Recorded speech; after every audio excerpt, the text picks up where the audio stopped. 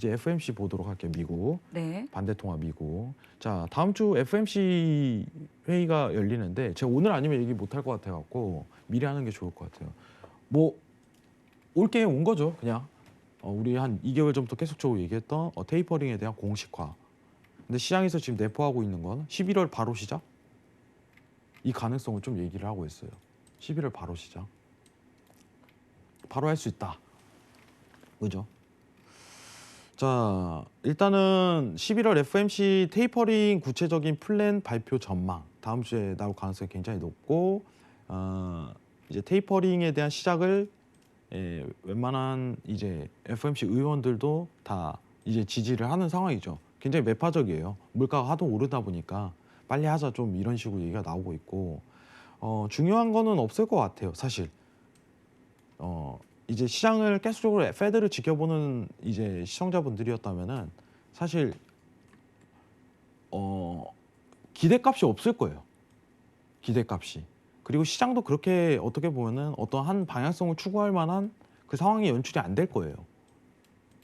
왜냐? 이미 시장에 다 반영된 가격이기 때문에. 오히려 그러면은 이 발표가 반대급부적인 현상을 좀 일으킬 가능성이 굉장히 높다는 거죠. 반대급부적인. 제가 전일 이제 유로에 대한 어떤 매도는 이제 스탑하자라고 얘기를 했던 거는 이제는 이제 페드에서 공식화가 된다면은 반대급부적인 달러의 움직임이 보일 가능성이 굉장히 높기 때문에 다음 한번 유로를 잡을 수 있는 거는 유로에서 테이퍼링에 대한 언지를 줬을 때 그때 가능성이 제일 높겠다라고 해서 얘기를 드렸어요.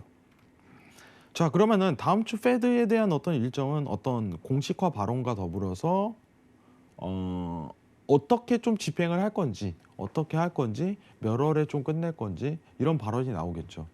시장에서 나오는 얘기는 내년 중순까지 6월 내지 7월까지 이렇게 끝낼 가능성이 굉장히 높다라고 해서 이게 나오는데 생각보다 원래 12월이나 내년 상반기를 원래 당초 예상을 했는데 최근 빠른 물가 상승 압력 때문에 좀 이르게 한 달 정도 좀 당겨진 경향이 굉장히 있다.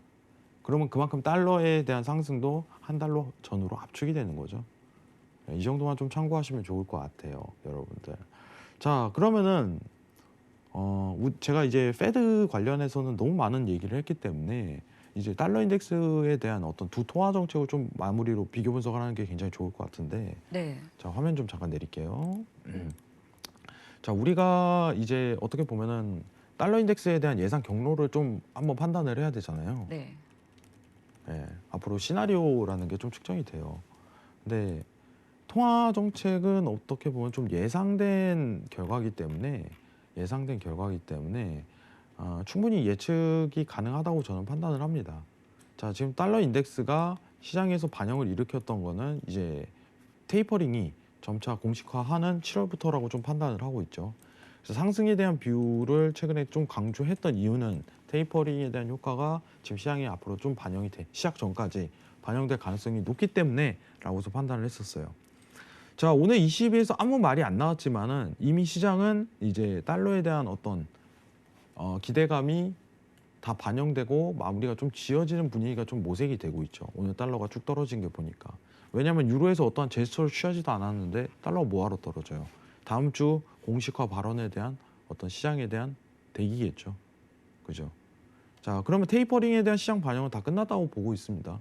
현재 여러분들. 자, 앞으로 어떻게 되냐면은 이 구간 내에서 박스로 그냥 가는 거예요. 왜냐? 원래 두 통화 정책이 이제 스탑이 돼 버렸잖아요. 하는 것도 없고. 그죠? 지금은 오히려 반대급부적인 사인이 좀 떨어지는 시즌이고. 그죠? 그러면은 어떤 상황이 연출이 되냐면은 기다렸다가 오히려 여러분들이 찬스를 딱 다시 한 번 더 잡아야 되는 건 유로가 가만히 있겠어요? 유로존이?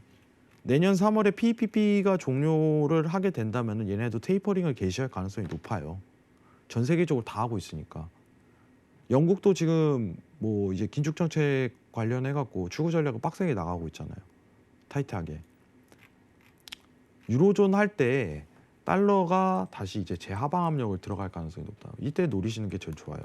달러 인덱스에 대한 관련 상품은. 그럼 이때 칠 수 있는 종목이 뭐가 있냐? 골드 내지 유로화. 그죠? 이렇게 좀 정해져 있겠죠. 이런 종목들 하는 거예요. 이런 종목들. 아시겠죠?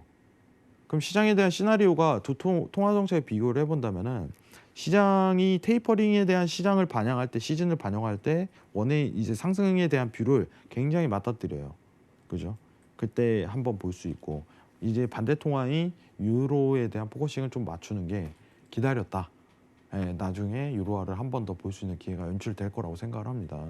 그때 한 번 더 시장을 보시는 게 좋을 것 같아요. 예.